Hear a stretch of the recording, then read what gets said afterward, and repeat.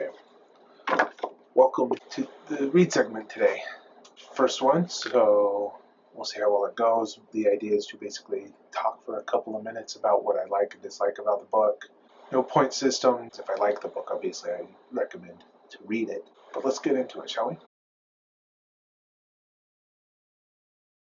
Training Essentials for Ultra Runners. It's been on my list because I'm getting ready for the Bryce Canyon 50K, as you might see from other videos, the run videos.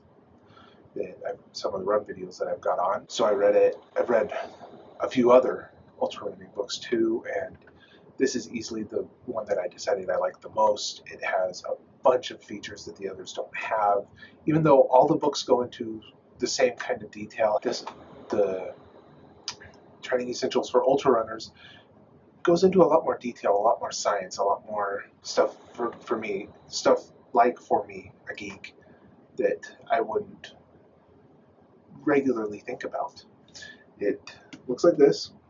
So there's the book by Jason Koop. He is a trainer that has been working with a number of ultra runners for a number of years and decided to finally take all of his experience and write a book, both the hearsay and the science part of it. In fact, one of the favorite things he does in each chapter is say, okay, let's look at the science.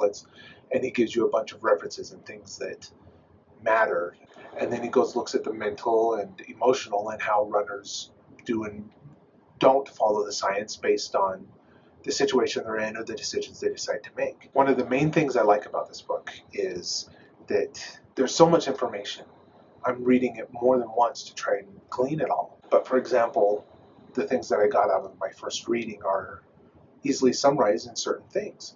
Like he gives a 3x3 grid effectively of how to tell whether or not you're overhydrated or underhydrated, or same thing with food and electrolytes and everything, so that you can, and then how to bring yourself back from any one of the points to where you should be to recover during a race. He takes that and puts it into something he calls the adapt method that allows you to make decisions when you're low on energy and your brain doesn't want to quite function correctly, to make your race the best thing it could be.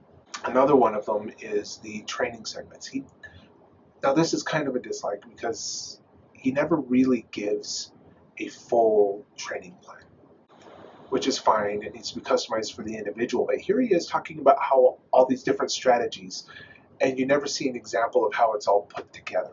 Despite that, it's helped in my training because I came out with this sentence he basically said and went into detail on, where the farther you are out from a race, the less you focus on the race specifics and the more you focus on whatever your weaknesses are, hill climbing, incline, interval, etc.